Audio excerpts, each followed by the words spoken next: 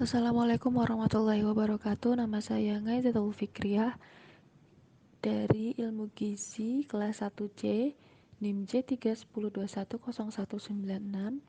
Di sini saya akan menjelaskan tentang gizi buruk dalam perspektif Pancasila.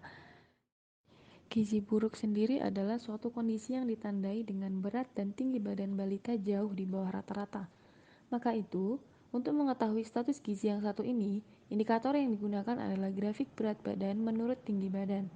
Selain berat badan dan tinggi badan, lingkar lengan atas atau lila juga masuk ke dalam pemeriksaan klinis gizi buruk pada anak dan balita. Kondisi gizi buruk pada anak terjadi secara instan atau singkat. Artinya, anak yang masuk ke dalam kategori gizi buruk sudah mengalami kekurangan berbagai zat gizi dalam jangka waktu yang sangat lama.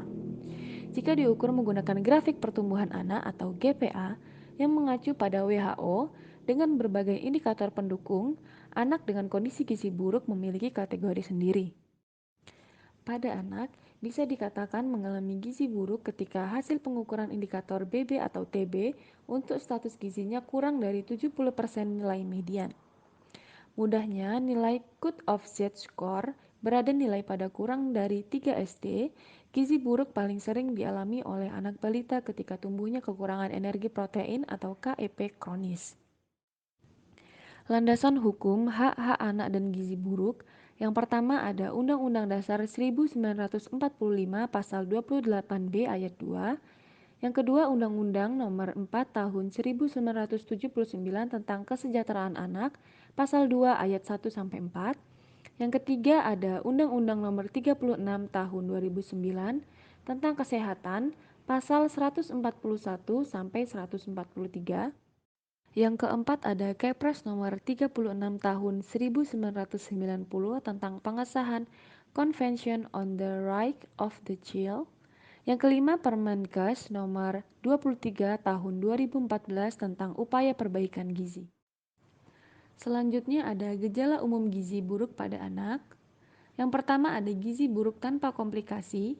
Gizi buruk pada anak tanpa komplikasi memiliki berbagai gejala seperti terlihat sangat kurus dengan kulit yang kering, mengalami edema atau pembengkakan paling tidak pada kedua punggung tangan ataupun kaki, memiliki baggy pants atau kulit padat keriput.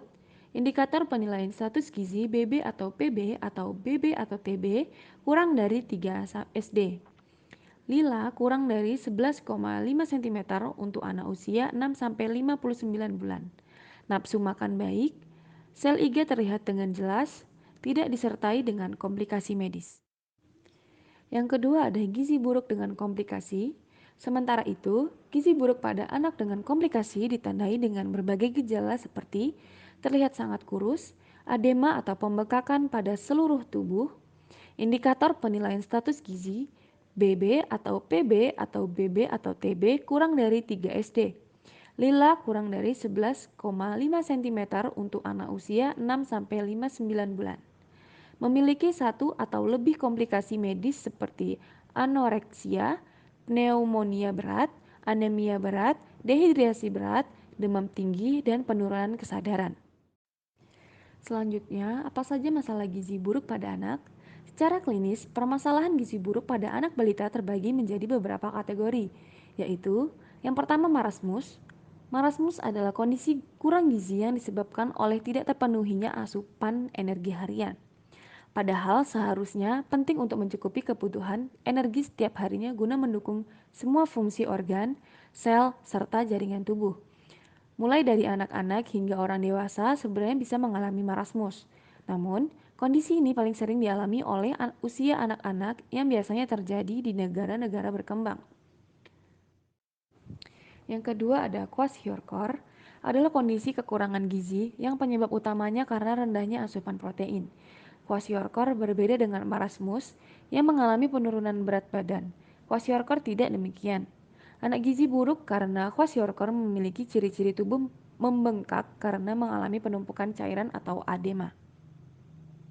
Itu sebabnya meski telah kehilangan massa otot dan lemak tubuh, anak dengan kwashiorkor tidak mengalami penurunan berat badan yang drastis. Yang ketiga ada marasmic kwashiorkor. Sesuai dengan namanya, marasmic kwashiorkor adalah bentuk lain dari gizi buruk pada anak balita yang menggabungkan kondisi dan gejala antara marasmus dan kwashiorkor. Kondisi buruk ini ditentukan dengan indikator berat badan balita berdasarkan usia BB atau U kurang dari 60% baku median WHO. Anak yang mengalami marasmic kwashiorkor memiliki beberapa ciri utama seperti bertubuh sangat kurus, menunjukkan tanda-tanda tubuh kurus atau wasting di beberapa bagian tubuh. Misalnya hilang jaringan dan massa otot, serta tulang yang langsung kentara pada kulit seolah tidak terlapisi oleh daging. Mengalami penumpukan cairan di beberapa bagian tubuh, namun tidak seperti kwashiorkor yang mengalami pembekakan pada perut, adanya edema pada anak dengan marasmus dan kwashiorkor sekaligus biasanya tidak terlalu mencolok. Selanjutnya ada dampak gizi buruk. Yang pertama, gangguan kesehatan mental dan emosional. Yang kedua, tingkat IQ rendah. Yang ketiga, penyakit infeksi. Dan yang keempat, anak pendek dan tidak tumbuh optimal. Sekian, wassalamualaikum warahmatullahi wabarakatuh.